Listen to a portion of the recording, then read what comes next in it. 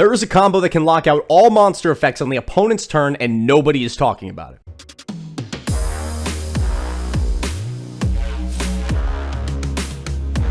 What's going on, guys? Logan JYA, DRYTRON back at it again. Today we're going to spend some time talking about the Dynamon Chaos Max lock and why nobody's talking about it. This particular combo is absolutely insane and locks the opponent out of monster effects for the entire turn. First and foremost, I think it makes the most sense to show you guys how we do it. So I'm going to show you two different ways of doing this combo with the new cards out of Photon Hypernova in hand. And at the end of this video, we'll spend some time talking about the pros and cons of this particular combo line. What makes it really good and what makes it a little tricky. But without further ado, let's get into the demonstration.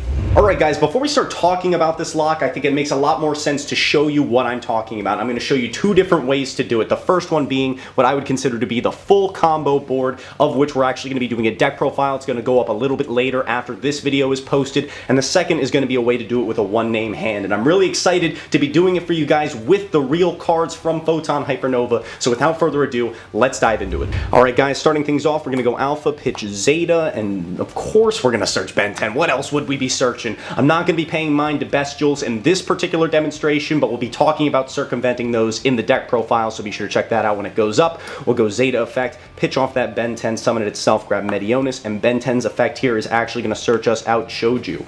Next, we'll overlay these two over here for Moy Beta. Moy Beta effect will then Foolish Burial. That'll send off Gamma like so. Next, we can activate Medionis, detach off Moy Beta, summon back out that Ben 10, and then Tribute Summon for our Choju right here in the middle. We'll go Ben 10 effect Chainlink 1, Choju Chainlink 2, and we'll officially insulate ourselves going forward and have our key piece of our end board by searching off Herald and Dawn for Choju, and then Ben 10 for Ben 10.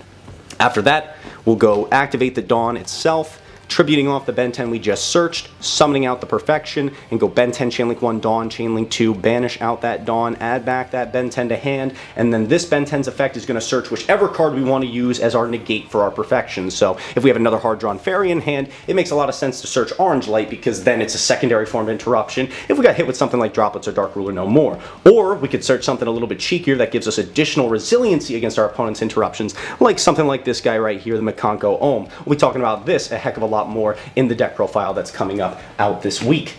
But moving on from this point forward, we are actually going to use the effect of Gamma in the graveyard, pitch off that Ben 10 from our hand that we just added back, summoning itself, and whichever name we detached off Moy Beta. Ben 10 effect, then we'll search here. It's actually important to grab ourselves a copy of Ida 10. Then we use the effect of Medionis Engrave, reduce the Gamma, add the Medionis back to our hand. Next, just a mid-step here, got to make a little bit of room since we're running out of it. I'm going to throw up a Relinquished Anima on the top like so. Then we'll activate Medionis, detach off Moy Beta again, summon out the Ida 10 from our hand. Ida 10 effect will then add back the Medionis, overlay the Choju with the Ida 10 like so, and summon out our Beatrice. Beatrice effect then will detach whatever, Foolish Burial, and this is where we line up the lock. We send the Chaos Max like so. Now to round things out, we'll activate that Medionis. We'll use the Moy Beta and Zeta that we still have on field to summon out the Magician of Black Chaos Max, and then use it and the Relinquished Anima that we used earlier to make room, link them off, and that's going to be when we summon our Dynamon. So then, when we pass turn, the opponent's turn, of course, you see we have multiple layers of interruption here. We've got our Perfection with guaranteed minimum 1 negate. We've got our Beatrice, which we can detach off of, and then Foolish Burial, something like a Medora, or an additional name, whichever is more applicable for the situation. And then of course we use Dynamon's effect, tributing off itself to special summon back out the Chaos Max from our graveyard, and then Chaos Max's effect will tribute any one monster. I usually like to tribute the Beatrice because having the rituals on field are different things that you can tribute for your DRYTRONs when your turn comes back around, so it makes more sense to keep these guys, and our opponent is officially unable to activate monster effects for the entirety of the turn. Not to mention, I also want to point this out, 2800 and 2600, we got some pretty big butts on these guys, so even though they could special summon something like Kashtir or Fenrir, they wouldn't even be able to swing over these boys. So that is the combo version number 1. I'll show you how to do it with one name and without using Choju real quick, and then we'll get into the discussion. Guys, I also do want to mention we are currently doing a giveaway. All you have to do is like this video, subscribe to the channel, and comment down below. And what I'm giving away this time around is a quick little thing, a absolute awesome package here of the Magician of Chaos Max and Dynamond and YuGiOh to help our fellow DRYTRON players lock out their opponents. I know this isn't the most high value giveaway in the world, but it's a pretty low bar to entry and it could be a fun thing to do. So all you got to do is like, comment, and subscribe on this video and you're entered in to win. It's that simple. I'll keep you guys posted when we're doing the drawing. One final thing I also do want to mention is that the GG for free tournament series is coming back. More details on that in our Discord server, so be sure to join that. Link in the description as well. Alright guys, next super quick demonstration is going to be doing this play with just Zeta or a one-name hand. This literally could be replaced, the Zeta itself, with a copy of Nova, a copy of Fafnir, or a copy of Cyber Emergency. Doesn't matter, anything that gets you to the Zeta will work, as well as a copy of Ben 10. That could also be a preparation of rights, and this will be the full combo. The end board itself is going to look kind of neg, but I'm going to explain the logic behind it and why we do it that particular way. And yeah, so without further ado, let's kind of just dive into it and I'll show you what it looks like doing the combo route without YuGiOh with this particular line. Alright, so to start things off, obviously we'll go Zeta effect, pitch off that Ben 10 and grab ourselves Medionis, and then Ben 10 effect here, we'll search Diviner. Like I said, we're going to do this one without YuGiOh. We'll normal summon the Diviner, and Diviner effect will send Herald of the Arclight. Herald here then searches another copy of Ben 10, activate that Medionis, send that Zeta, summon back that Ben 10 from the grave, and then we're immediately going to overlay it for our Beatrice. Beatrice effect then, we can detach off of it and send Gamma from deck to grave, looking very similar to our usual one-name hand combos. Gamma effect in the graveyard, tribute off the Ben 10 we searched, summon back itself as well as Zeta from grave. Ben 10 here then can add, grab ourselves yet another copy of Ben 10 like so, use Medionis' effect in grave, reduce the attack points of Gamma to add it back to hand, overlay these two guys over here, summon out a Moy Beta, use Moy Beta's effect. This time we're sending Alpha, very important, because next we can go Alpha effect, tribute off that Ben 10 in our hand to summon back itself. And for Alpha, this is where we're going to grab the Chaos Max. Since we had to send additional names off Beatrice, this is going to be how we access the Chaos Max. Ben 10 effect can literally search any fairy. For the last one, I tend to go for another ritual monster, so we have guaranteed follow-up with our names in grave.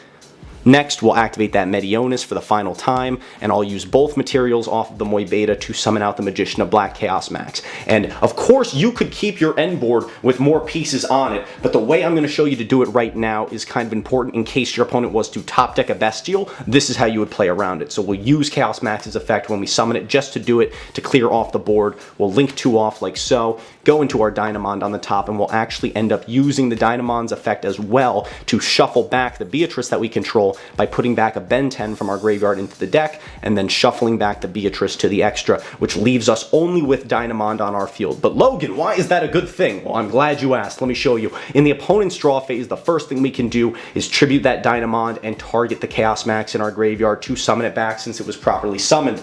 And doing so prevents them from using any Bestial that they might have just drawn to banish out the Chaos Max before we're able to do this. So in the other board, we had the Perfection to protect us from that particular choke point, but this time we're doing it with a completely empty board and tributing off the Dynamond, summon back the Chaos Max, and then we tribute off the Chaos Max itself for its effect, and that will lock our opponent out of monster effects for the turn. So pros of this, of course, we don't lose to the top deck Bestial. Like I said, if they just drew a Baldrake for turn, we don't have to worry about that. But cons, we have a completely empty board, so they can't activate monster effects. It's like they're under the effect of Harpy's Featherstorm or Azathoth, and we have guaranteed follow-up with a fairy in hand and plenty of names to play with, but we are empty, so they could special summon Kashtira Fenrir, go in for some damage, and then pass turn, and we do still have to deal with that. Not an impossible task, but just not ideal. So I'm explaining to you guys why those particular situations may come up. But let's get into the discussion. Why is nobody talking about this lock? Alright guys, so that's how the combo itself actually works. I showed you 2 different ways of doing it, and again, it really is a powerful end effect. And as per usual, DRYTRON has super duper easy access to putting this combo up with just a few cards. And again, reminder, we are going to have a brand new deck profile coming up this week as well that will show you guys my particular build of how I'm choosing to implement this combo in the current metagame. But let's get into pros and cons here, right? Okay, so first and foremost, we'll talk about the pros real quick. Obviously, this is insane. Lock the opponent out of monster effects is something reminiscent of Azathoth. And for those of you who may remember, that card is currently on the ban list because of the power of its effect. Cards like Harpy's Feather Storm, that's a trap card that does this, that sees play in Floowandereeze, is been called a problem card by a lot of different players. And at the same time, we have the ability to search out all the pieces in this particular play, meaning that we can access it with so many different routes using the DRYTRON cards. So there really are kind of infinite ways to access this combo, and playing in real situations, you'll find different routes that get you there, whether you're sending the Chaos Max off Beatrice, or searching it off Alpha, searching off Diviner, or Choju. There's a million and one different ways to actually going about doing it.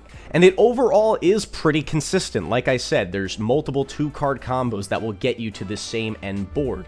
But let's get into the problems here, guys, and the biggest one being is the current format that we're in. There's so much edged against DRYTRON that just makes it difficult to execute this particular combo line. Things like the Bestials, things like the Ishizu Shufflers, and the biggest problem of all being the Dimensional Shifter, which is going to see massive amounts of play in Kashtira decks. We're already seeing profiles coming out, and most players playing Kashtira are choosing to main deck this. They're primarily doing it to deal with the tier elements, but as a byproduct effect, we unfortunately have to suffer because Shifter is really good against DRYTRON. And on top of that, I know I already mentioned it, is the Bestials. Of course, these are a mainstay counterpiece that so many decks, whether it be Sprite, tier elements themselves, Dragon Link, Branded, a whole bunch of different decks are putting into their main deck to deal with graveyard effects, especially those of the tier elements, and as a side effect, they've got great coverage against decks like ours. And even though in the second combo I showed you how to play around the Bestials if the opponent rips them off the top, it doesn't do much to deal with them when you're going first and they're interrupting you in the middle of your plays by banishing your names. However, in the deck profile we got going up this week, you will see a pretty unique means of counteracting those Bestials. At the same time, though, the big reason why no one's really talking about this is that the timing isn't right. Now, I think what's going to really bring this combo back to the forefront is after the format adjusts a little bit, we see tier elements get hit, we see decks like Kashtira take a backseat, or maybe something like Dimensional Shifter ends up getting banned or limited, we're going to be able to creep on back in with the full power and potential of this combo line. So yeah, guys, we're in a little bit of a waiting game. Obviously, we have a lot of power here, and we can take advantage of it. And again, when you see the new deck profile, you'll see there's a lot of ways we can push through some of those problems. However, the mainstay issues, the one I really want to talk about is Shifter, we can't do much about. Now, when Floowandereeze used to hit us with the Shifter, we could pass turn and we wouldn't die. But if we do that against Kashtira, we're going to get the floor mopped with us, and they're going to end on Macrocosmos and Zone Locking. So yeah, we may have to wait a little bit before this combo comes into full effect and is a real danger to the meta. But when that time comes, you already know we're going to be ready. Guys, I got a whole bunch of DRYTRON content coming out for you this week, so be sure to like, comment, and subscribe. You'll see a deck profile going up real soon, as well as gameplay, techs, tricks, and combos, and a whole lot more. So definitely choose to stick around. With that being said, I'm going to be signing off here. I hope to see you guys in the next video. Logan JYA signing off. Have a great day. I'll see you beautiful people later. Peace.